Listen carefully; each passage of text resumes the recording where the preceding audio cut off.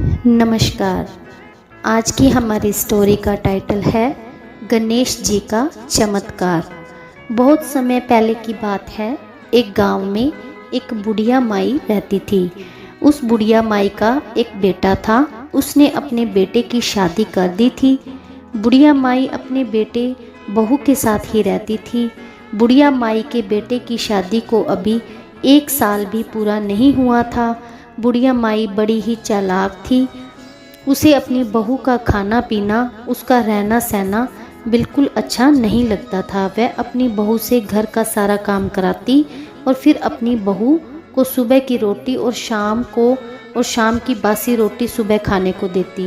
वह बेचारी अपने पीहर से बड़े ही लाड़ प्यार से पली थी और फिर भी वह जब अपने पीहर से वह ससुराल में आई तो सास का व्यवहार उतना ही खराब था। बहू ने अपने मायके में कभी भी बासी रोटी नहीं खाई थी और यहाँ ससुराल में उसकी सास उसे हमेशा ठंडी रोटी खाने को देती थी। इसलिए ठंडी रोटी बहू से खाई नहीं जाती थी। उसे ठंडी रोटी अच्छी नहीं लगती थी, इसीलिए वह एक रोटी खाकर ही रह जाती थी। बहू जो थी वह रोज कुएं पर पानी भरने जाती थी। वहाँ पर सभी गांव की औरतें बैठकर आपस में बातें करती थी। वह एक दूसरे को बताती कि आज उन्होंने क्या क्या भोजन खाया, क्या क्या पकवान बनाए। लेकिन जो बुढ़िया की बहू थी वह कुछ भी नहीं बोलती थी। एक बार की बात है, गणेश चतुर्थी का दिन था। सभी औरतें कुएं पर बैठी बातें कर रही थी। एक बोली, आज हमने गणेश चतुर्थी पर खीर पूरी बनाई। तो दूसरी कह रही थी, हमने तो पुआ पकौड़ी और मालपुए बनाए। बेचारी बुढ़िया की बहू चुपचाप सभी औरतों की बातें सुन रही थी। उन सभी औरतों ने बुढ़िया की बहू से भी पूछा, अरे बहन, तुम क्यों चुपचाप बैठी हो? तुम भी बताओ, आज तुम्हारे घर में क्या क्या मालताल बना है। तब बुढ़िया की बहू बोली, बहन, मेरी सास मुझे रोज सुबह की रोटी शाम, शाम की रोटी सुबह खाने को देती है। शादी के बाद से तो मैंने कभी ताज़ा भोजन चखा ही नहीं, यानी गर्म भोजन तो जैसे मैं करना ही भूल गई हूँ। मैं क्या जानूँ बहन गर्म रोटी का स्वाद। इतने दिनों में मैं बासी रोटी खाकर ही जीवित हूँ। तब एक पड़ोसन को बुढ़िया की बहू के ऊपर बड़ी दया आई और वह बोली, बहन तू चिंता मत कर, कल मैं तेरे घर आऊँगी और तुझे भोजन के लिए निमंत्रण दूंगी। कल तू फिर मेरे घर आ जाना, मैं तुझे गरम गरम खीर पूरी और मालपुए खिलाऊंगी। दूसरे दिन सुबह सुबह बुढ़िया माई की पड़ोसन बुढ़िया के घर आई और बहू के साथ बुढ़िया माई ने बोली, माँ जी, सुहागनों का जिमाना है, तो आज आप अपनी बहू को मेरे यहाँ भोजन करने के लिए भेज देना। बुढ़िया माई पड़ोसन से कहने लगी, ठीक है, भेज दूंगी। जैसे ही पड़ोसन यह कहकर अपने घर आ गई और बहू पड़ोसन के घर जाने के लिए तैयार होने लगी तो बहू की सास ने कहा, अरे बहू, कहाँ जा रही हो? या कमरे में भीतर जाओ। ऐसा कहकर बुढ़िया माई ने बहू को कमरे में बंद कर दिया और खुद पड़ोसन के यहाँ भोजन करने चली गई। पड़ोसन ने बुढ़िया माई को देखा तो वह पूछने लगी, अरे माँ जी, आपकी बहू कहाँ है? बुढ़िया माई तो थी बहुत चालाक, बड़ी सफाई से कहने लगी, वह क्या है ना, मेरी बहू के पेट में बहुत तेज़ दर्द हो रहा था, इसीलिए मैं ही भोजन करने आ गई। बेचारी पड़ोसन कुछ नहीं कह पाई और उधर बहू का तो रो रो कर बुरा हाल था। वह खुद की किस्मत को कोस रही थी और रो रही थी। जब बहू अपने कमरे में रो रही थी तभी उसका पति आ गया। उसने अपनी पत्नी को कमरे बंद बंद देखा तो उसने कहा, लगा क्या बात है? कहने लगा, तब उसने अपनी पत्नी से पूरी बात पूछी। बहू ने अपनी पति को पूरी सच्चाई बता दी कि तुम्हारी माँ मुझे गर्म भोजन खाने को नहीं देती। जब आज पड़ोसन ने मुझे भोजन करने के लिए न्योता दिया तो वह मुझे कमरे में बंद करके खुद भोजन करने चली गई। बहू का पति अपनी माँ के व्यवहार को अच्छे से जानता था। वह अपनी माँ से बहुत डरता था। वह अपनी माँ को कुछ कह नहीं सकता था। तब पति ने अपनी पत्नी से कहा, देखो, कल सुबह मैं तुम्हें गर्म भोजन खिलाऊंगा। दूसरे दिन सुबह ही जब बुढ़िया माई मंदिर चली गई तो बुढ़िया माई के बेटे ने 4 रोटियां बनाई और उन 4 रोटियों का चूरमा बनाकर उसमें खूब सारा घी डाला और बूरा डाला और इससे 4 लड्डू बना दिए और 4 लड्डू बनाकर बुढ़िया के बेटे ने अपनी पत्नी को खाने के लिए दे दिए। जैसे ही बुढ़िया माई की बहू चूरमे के लड्डू खाने लगी तो बुढ़िया माई मंदिर से घर आ गई। बुढ़िया माई के घर से बहू ने चारों लड्डू खाली पानी के घड़े में डाल दिए। और पानी भरने का बहाना करके पनघट पर चली गई। लेकिन पनघट पर बहुत सी औरतें पानी भर रही थी। बहू ने सोचा कि अगर यह लड्डू मैं यहाँ खाऊंगी तो इन सब औरतों को पता चल जाएगा और मैं इनमें से कोई भी औरत मेरी सास को जाकर बता देगी, तब मैं क्या करूँगी? मेरी सास मेरे साथ कलह करेगी। तब बहू ने सोचा क्यों ना पास में जो गणेश जी का मंदिर है मैं उसमें ही चली जाऊं, और यही सोचकर बहू पास में बने हुए गणेश जी के मंदिर में चली गई और मंदिर में जाकर गणेश जी की मूर्ति के सामने एक तरफ बैठ गई। अब देखिए, भगवान सच्चे लोगों के लिए चमत्कार करते हैं। जब वह मूर्ति के सामने बैठकर लड्डू खाने लगी तो गणेश भगवान की मूर्ति में से गणेश भगवान ने अपना एक हाथ आगे बढ़ाकर फैला दिया।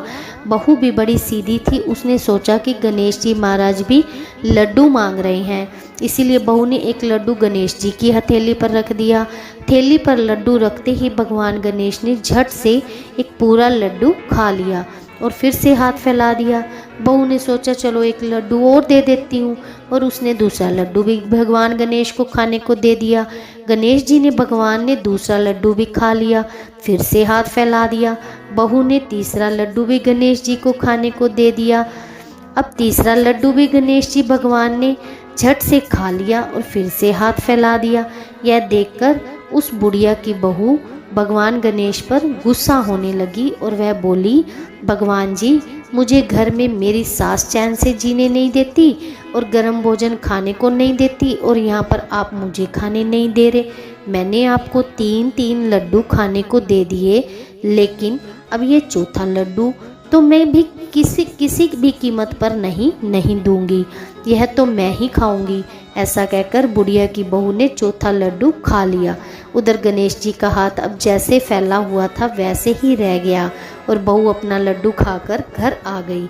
अगले दिन भगवान गणेश के मंदिर में जैसे ही पुजारी आया तो सुबह सुबह उसने देखा गणेश जी का हाथ फैला हुआ था।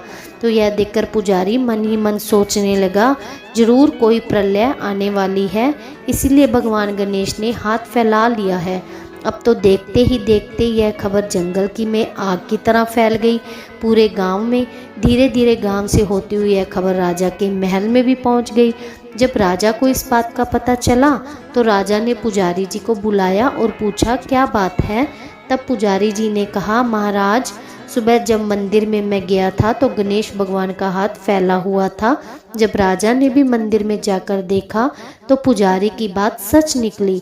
अब तो राजा ने पूरे नगर में ढिंडोरा पिटवा दिया था कि गणेश भगवान के हाथ को सीधा कर देगा उसे 500 स्वर्ण मुद्राएं दी जाएंगी। यह बात सुनकर नगर के बड़े बड़े पंडित, महात्मा, ज्ञानी आए। बड़े बड़े यज्ञ, हवन, भंडारे, पूजा पाठ हुए, लेकिन सब बेकार, किसी का भी फायदा नहीं हुआ। हवन तथा कीर्तन किसी का भी असर भगवान गणेश पर नहीं पड़ा। उनका हाथ पहले के जैसे ही फैला रहा। उधर बुढ़िया की बहू को भी यह बात पता चली तो बुढ़िया की बहू ने अपने पति और सास से कहा, भगवान गणेश के हाथ को तो मैं सीधा कर दूंगी।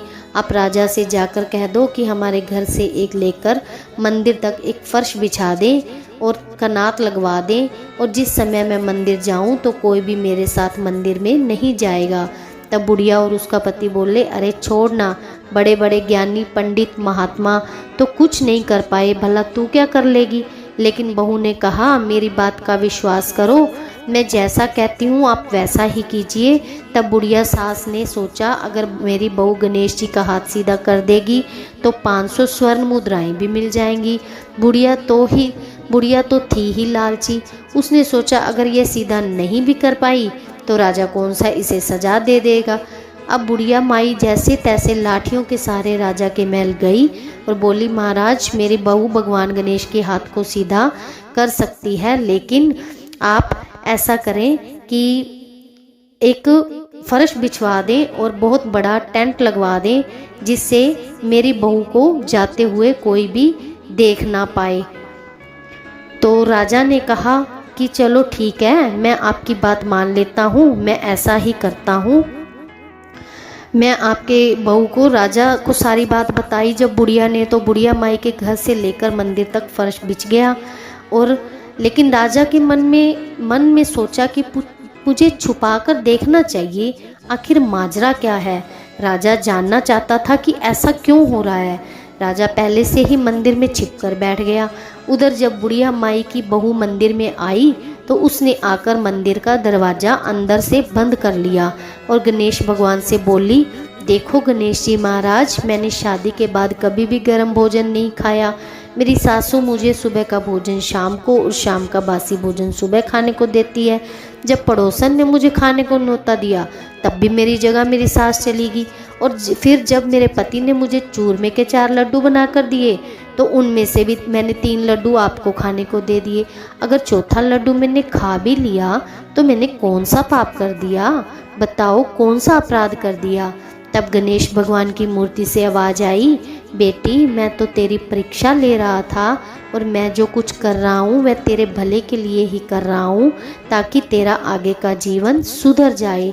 तब बुढ़िया की बहू बोली, हे गणेश जी महाराज, मैं अनपढ़ गवार हूँ, इन सब बातों को भला मैं क्या जानूँ, मुझसे गलती हो गई, लेकिन जब आप अपना हाथ सीधा कर लीजिए, नहीं तो मेरी जग हसाई हो जाएगी।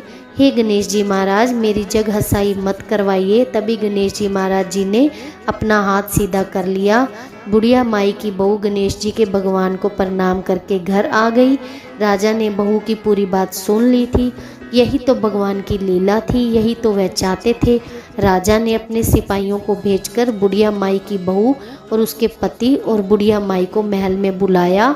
राजा ने बुढ़िया माई से कहा, अरे बुढ़िया माई, मैंने सुना है कि तू अपनी बहू को खाने में बासी भोजन देती है, उसे गर्म भोजन खाने को नहीं देती, इसीलिए मैं तुझे कठोर कारावास की सज़ा सुनाता हूँ। लेकिन तभी बुढ़िया की बहू राजा से बोली, हे महाराज, मेरी सासू माँ तो मेरी माँ के समान है, आप उन्हें कारावास की सज़ा मत दीजिए। जब राजा ने बुढ़िया माई से कहा, अरे बुढ़िया माई, मैं तुझे एक शर्त पर छोड़ता हूँ, अगर तू अपनी बहू को खाने में ताज़ा भोजन देगी तभी मैं तुझे जेल में नहीं डालूंगा।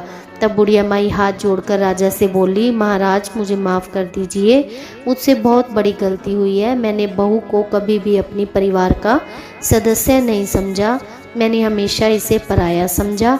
आज के बाद मैं अपनी बहू के साथ कभी दुर्व्यवहार नहीं करूंगी और अपनी बहू को गर्म और ताज़ा भोजन ही खाने को दूंगी। इसके बाद राजा ने बुढ़िया को माई को बहू को 500 स्वर्ण मुद्राएं दे दी।